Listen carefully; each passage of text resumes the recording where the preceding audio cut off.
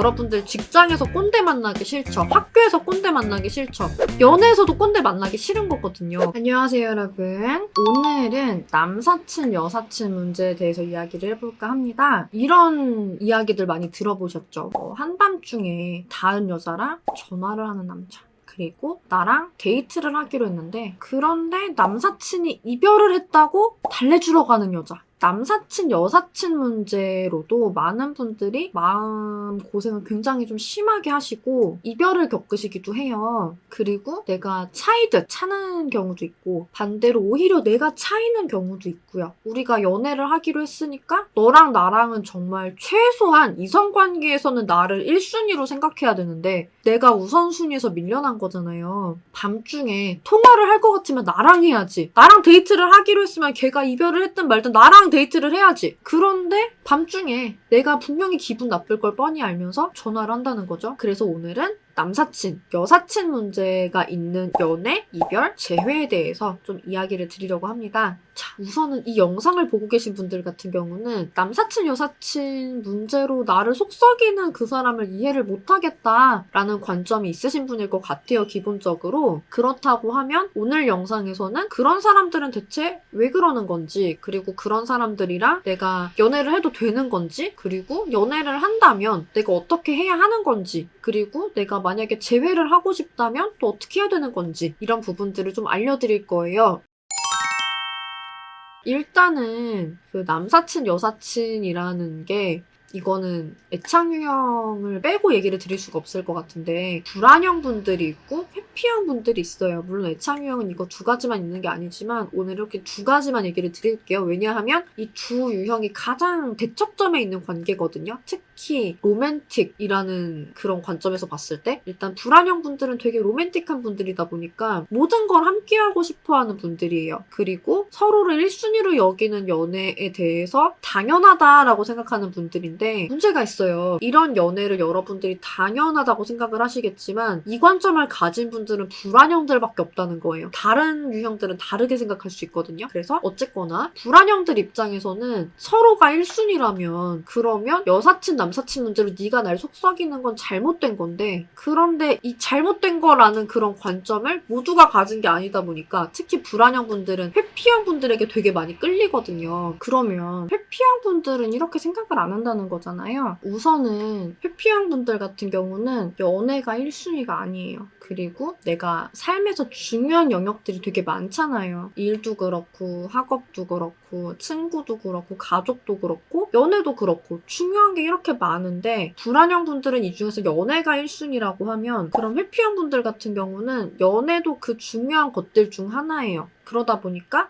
이분들 입장에서는 내가 하루에 쓸 수 있는 에너지랑 돈이랑 시간이 한정돼 있잖아요. 이 자원들을 효과적으로 분배를 해서 이 모든 걸 잘하고 싶은 분들이 좀 더 이제 불안형보다는 회피형에게 가까운 그런 모습일 것 같아요. 특히 이제 회피형 같은 경우는 본인이랑 동일시하는 영역이 또 있거든요. 이게 일이 될 수도 있고 학업이 될 수도 있고 게임이 될 수도 있는데 혹은 뭐 그런 게 아니어도 보통 그쪽이 1순위가 되고 연애가 그러다 보니까 꽤나 후순위예요. 불안형 분들이 느끼기에는. 그러다 보니까 너는 너 할 거 다 하고 날 만나? 라는 생각이 분명히 들 수가 있고 그 너 할 거에 여사친, 남사친이 들어있는 게 불안형은 너무나 이해가 안 되는 거죠. 그러니까 차라리 일 때문에 나를 못 만나는 거 혹은 뭐 부모님 때문에 나를 못 만나는 건 이해를 하겠는데 왜 남사친, 여사친이 우리 관계에서 문제가 되냐? 이 부분은 사실 납득하기가 어려우실 수 있단 말이죠. 하지만 좀 우리가 이렇게 애초에 서로 관점이 다르다라는 걸 이해를 한다면 그러면 좀 더 여러분들이 이분들하고 대화를 효과적으로 할 수 있지 않을까 싶거든요. 그래서 우선 남사친, 여사친 문제에 대해서 회피형 분들 같은 경우는 그들로부터 얻는 어떤 힐링? 이런 부분도 되게 중요하거든요. 연애 같은 경우는 회피형 분들 입장에서 챙겨줘야 되는 게 되게 많잖아요. 내가 신경을 되게 많이 써야 되는 관계예요. 친구에 비해서는. 그러다 보니까 내가 연인에게 그만큼 신경을 잘 써주려면 내가 스트레스 받고 있거나 기분이 나쁘거나 혹은 뭔가 압박받는 게 없어야 되는데 근데 그러려면은 내가 정말 마음 좋게 편한 착한 마음으로 너에게 잘해줄 수 있는 마음으로 너를 보려면 이런 걸 다 해결을 하고 가야 되는 거죠. 예를 들어서 지금 일이 뭐가 안 되고 있어요. 그럼 내가 스트레스 받고 있잖아. 이 상황에서 너를 보면 나 너에게 잘해줄 수가 없는 거고 너에게 잘해줄 수가 없는데 너를 만나면 너는 서운해할 거잖아요. 그럼 이분들은 이 서운해하는 걸 또 잘 풀어줄 줄 모르기 때문에 거기서 또 이제 굉장히 이 연애가 힘들어지거든요. 그래서 이분들 입장에서 나름대로 너에게 집중을 해주려면 다른 걸 정리하고 가야 되는 거예요. 그리고 뭐 여사친 남사친 문제도 마찬가지죠. 뭐 내 소중한 친구가 있는데 얘가 이별해서 헤어졌대. 얘가 이별을 해서 지금 너무 힘들어한대. 그러면은 내 여자친구 같은 경우는 지금 힘들진 않잖아. 내 남자친구는 지금 힘들지 않잖아. 얘는 그리고 내가 내일도 볼 수 있고 모레도 볼 수 있고 우리가 데이트를 꼭 오늘만 해야 되는 게 아니고 그렇기 때문에 지금 내가 좀 더 필요한 사람은 이별한 사람이다 라고 느낀다는 거예요. 그러니까 너가 알아서 시간을 보낼 수 있을까라는 생각을 한다는 거죠. 관점이 되게 많이 다르죠.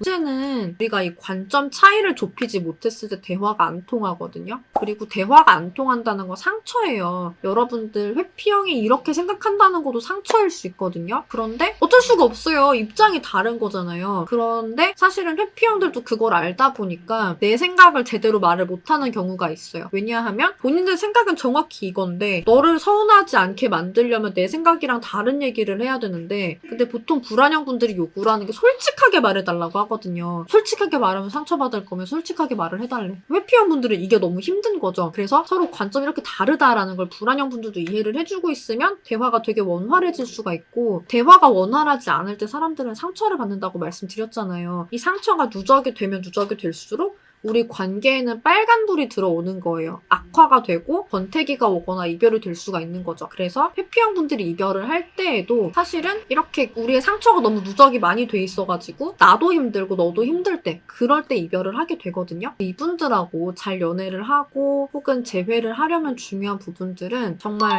이분들의 관점을 내가 이해를 하고 이거에 대해서 추궁을 하기보다는 저 사람들도 내 관점을 이해를 하고 나에게 잘해줄 수 있도록 유도하시는 거예요. 제가 불안형 분들에 대해서 진짜 팩폭으로 얘기 드리는 게 뭐가 있냐면 불안형은 사실 연애 꼰대다라고 얘기를 드려요. 그러니까 불안형 분들은 연애에 대한 기준이 되게 높아요. 다른 유형에 비해서. 그리고 이 높은 기준이 맞다고 생각해요. 왜냐하면 불안형의 연애를 기준으로 모든 매체에서 연애를 다루거든요. 드라마도 불안형의 연애를 되게 많이 다루고 그리고 노래 가사들도 불안형에 대해서 되게 많이 다루고 그래서 왜냐하면 불안형 분들이 로맨틱하니까 연애를 다룬 드라마나 로맨스 드라마나 혹은 뭐 연애에 관한 노래, 뭐 사랑 노래, 이별 노래 이런 게 로맨틱해야 극적이잖아요. 대중미디어에서 이제 불안형의 연애를 다루다 보니까 불안형 분들은 내가 대세네 라고 생각할 수밖에 없어요. 이게 일반적인 거야. 이게 스탠다드야 라고 생각을 하는 건데 근데 이제 내가 연애를 잘하려면 같은 유형이랑 연애를 하고 있는 게 아니라면 아 내가 스탠다드는 아닐 수 있구나 라는 생각을 좀 하실 필요가 있어요. 불안형 분들은 내가 스탠다드라는 생각을 하고 있고 내가 기준이고 내가 일반적인 연애를 하고 있는 사람인데 그런데 이제 회피형이나 이제 좀 불안형 기질이 약하신 분들 같은 경우는 그 기준보다는 낮은 연애를 하다 보니까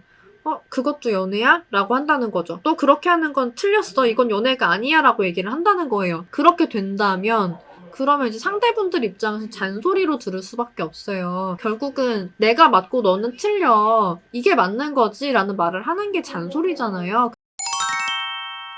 잔소리가 한두 번이면은 아 그래 너 관점은 그럴 수 있어 하고 넘어갈 수 있지만 그게 아니면 힘들어지거든요. 내가 혹시 연애에서 꼰대짓을 하고 있진 않나 생각을 해보실 필요가 있고 그래서 불안형 분들이 연애를 잘하려면 하셔야 되는 게 이런 분들을 본받아서 연애에도 내가 잔소리를 하는 게 아니라 동기부여를 시켜주는 방식으로 하셔야 돼요. 그러니까 예를 들어서 이 사람이 나에게 연락을 잘했으면 좋겠다고 하면 연락 좀 잘해줘 라고 내가 잔소리를 하는 게 아니라 연락을 하면 내가 잘 해준다든지 이분 입장에서 연락을 잘하는 행동에 대한 메리트를 느끼게 해주는 거예요. 그러면은 내가 안 시켜도 이분이 스스로 메리트를 느꼈으면 연락을 하게 되거든요. 그래서 좀 그런 식으로 해주시는 게 좀 현명한 연애가 될 것 같아요. 앞으로도 연애회사 대표 상담사로서 좀 여러분들에게 이런 좀 다양한 연애나 결혼, 이별, 재회 이런 상황에서 여러분들의 대처력을 높여드리는 콘텐츠들을 만들어드리려고 해요. 오늘 영상이 좋으셨다면 좋아요를 꼭 눌러주세요. 제가 여러분들이 좋아요를 눌러주신 걸 보고 아 이런 주제들을 좋아하시는구나 라는 걸 참고를 해가지고 앞으로 그런 주제들에 대해서 더 많이 얘기를 드리려고 합니다. 오늘은 그러면 여기서 마치겠습니다. 그러면 우리 또 봐요.